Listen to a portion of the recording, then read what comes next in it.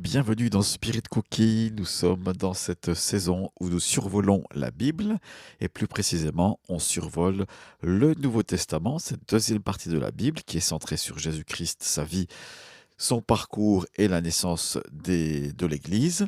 Et dans ce survol de la naissance de l'Église, on s'est arrêté et on va s'arrêter aujourd'hui sur une lettre que l'apôtre Paul a écrite, lettre adressée à l'église de Corinthe, cette province de l'Achaïe ou alors de la Grèce actuelle. Je pense que cette ville existe encore, elle est réputée pour ses raisins, n'est-ce pas, les raisins de Corinthe. Alors voilà, deuxième lettre aux Corinthiens qu'on trouve dans notre Bible. C'est donc l'apôtre Paul qui l'a écrite, personne ne remet en doute cela. Il adresse sa lettre à l'église de Corinthe.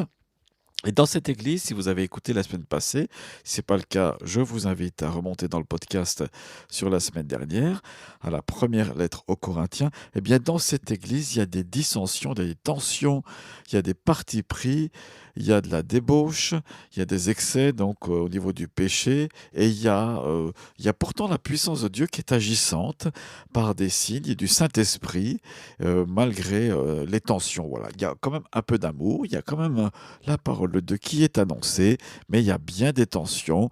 On a un peu l'impression comme ça que l'apôtre Paul, lorsqu'il a fondé cette église, il est parti, disons, il l'a lâché un petit peu vite en tant qu'apôtre. Il y a des adolescents dans cette église. Si seulement c'était des adolescents, ce serait plus simple. En fait, c'est vraiment des adultes et ils mettent le bazar dans cette communauté chrétienne. Paul a dû partir et il a appris les mauvaises nouvelles des mauvaises nouvelles qu'il y avait dans cette communauté, ce que je viens de vous dire. Voilà. On est maintenant dans la deuxième lettre aux Corinthiens. Quand est-ce qu'elle a été écrite pour ceux qui s'intéressent à cela? Eh bien, Paul en tout cas se rend à Corinthe vers fin 57. Après avoir évangélisé l'Illyrie, on trouve ça dans Romains chapitre 15. Et donc c'est en tout cas après 56, après le printemps 56, que cette lettre a été écrite. C'est un moment un peu mouvementé de son ministère, où il a été persécuté, où il a eu des difficultés de la part de ses opposants. Donc voilà, on pense que cette lettre a été écrite au début 57. Voilà, je pense que on est à peu près dans le vrai par rapport à cela, même si c'est secondaire. Il était en Macédoine lorsqu'il l'a rédigé. C'est marqué dans le chapitre 2 et au verset 12, chapitre 7, verset 5. Quelques manuscrits, s'appuyant sans doute sur une ancienne tradition, précisent que Paul était à Philippe à ce moment-là. Qu'y a-t-il à l'intérieur de cette lettre? Alors c'est le plus important. Eh bien, on a l'impression que Paul est obligé de défendre son ministère par rapport à des personnes qu'il nomme faux apôtres ou alors les super apôtres. Vous savez, il y avait des gens qui à l'époque, dans l'église de Corinthe, étaient venus, une fois que Paul n'était plus là, et puis ils s'étaient auto-investis d'une autorité spirituelle que l'apôtre contestait. Lui-même était fondateur de cette église et il le leur rappelle et il dit que sa motivation était pure, contrairement à eux, où leur motivation n'est pas bonne. Ils refusent la souffrance qui est inhérente au ministère quand on sert Jésus-Christ. Ils prennent que le bon côté, et puis ils ont une bouche grande ouverte, et certains les écoutent, voilà, et ça provoque de la division. Alors justement, que trouve-t-on dans cette lettre? On trouve un verset extraordinaire qui est là, glissé, et je vous le donne aujourd'hui, c'est 2 Corinthiens 5, 17. Si quelqu'un est en Christ, il est une nouvelle création. Les choses anciennes sont passées, voici, toutes choses sont devenues nouvelles. Tu pourras télécharger gratuitement sur spiritcookie.org ce verset à l'onglet 2 Corinthiens. Eh bien, cette vérité spirituelle, elle est extraordinaire. Elle vous rappelle, elle me rappelle l'importance du sacrifice de Jésus-Christ. Lorsque quelqu'un croit en Jésus de tout son cœur, il y a un mécanisme, entre guillemets, de transformation qui s'opère, au même titre que la chenille devient papillon alors qu'elle passe dans ce cocon. Elle est transformée. Ton esprit est transformé au contact de Christ et il est continuellement transformé parce qu'il est dit, si quelqu'un est en Christ, si quelqu'un croit en Jésus, là maintenant de manière authentique, il y a un processus perpétuel de transformation spirituelle qui s'opère dans votre vie. Les choses anciennes sont passées. Quel qu'était votre passé, toutes choses sont devenues nouvelles. Et il rappelle l'apôtre Paul l'essentiel finalement de l'évangile.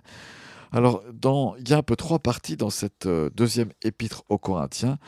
Il y a le passé, les chapitres 1 au chapitre 7, où il répond à des accusations, il explique son comportement, il fait la défense de son ministère, de son apostolat. La deuxième partie du chapitre 8 jusqu'au chapitre 9, ce que Paul est en train de faire, il invite les chrétiens de Corinthe à soutenir l'église de Jérusalem qui passe ou qui va passer par des temps très difficiles. Ils seront éprouvés par la famine. Et donc, il fait une tournée dans les églises qu'il a fondées et il récolte les fonds afin de soutenir cette communauté. Il explique pourquoi, donc ce qu'il va faire et pourquoi cette collecte. Il envoie Tite par rapport à ça et puis il rappelle que finalement, le chrétien, il est appelé à être généreux puisqu'il était détaché des biens d'ici-bas. Et puis à partir du chapitre 10 jusqu'à la fin, chapitre 13, eh bien, il entend expliquer qu'il va visiter bientôt les Corinthiens. Il affirme son autorité spirituelle. Le ministère qu'il a reçu ne vient pas de lui, mais c'est vraiment Jésus qui l'a appelé. Il est en train de leur dire, mais rappelez-vous, moi j'étais un opposant, j'étais vraiment un persécuteur de l'Église. Dieu m'a changé et donc mon autorité ne vient pas de moi. Mon autorité spirituelle, elle a porté beaucoup de fruits jusqu'à présent. J'ai fondé des églises. Et vous en êtes les fruits, contrairement à ces autres personnes là qui prétendent avoir un ministère. Et puis à la fin, il y a des exhortations qui sont là. Et on termine avec une belle bénédiction sur l'amour de Dieu, la grâce qui est en Jésus-Christ et la communion du Saint-Esprit de Corinthiens 13. Ce que moi je voulais vous dire à travers cette lettre de l'apôtre Paul, il y a ce verset central de 2 Corinthiens 5, verset 17. Si quelqu'un est en Christ, il est une nouvelle création. Ce verset, il est extraordinaire à proclamer et à prononcer dans votre bouche. Vous pouvez le faire maintenant grâce à la plaquette téléchargeable sur spiritcookie.org. Et en fait, il y a cet état permanent de rafraîchissement, de renouvellement. Si vous regardez votre passé, les choses noires qui sont là, peut-être, qui vous font honte, encore une fois, dites-vous que ces choses sont passées. De toute façon, on ne peut pas changer le passé, c'est impossible, c'est comme ça. La meilleure des choses à faire, c'est de l'apporter à Christ par la prière, peut-être avec un témoin, un ami témoin. Vous lui donnez cela afin que ces choses-là ne vous accusent plus, parce que le pardon se trouve auprès de Christ. Et le pardon, c'est le début de la vie éternelle, à quelque part. C'est la marque de la vie éternelle qui est en Jésus-Christ. Voilà ce que je voulais vous dire.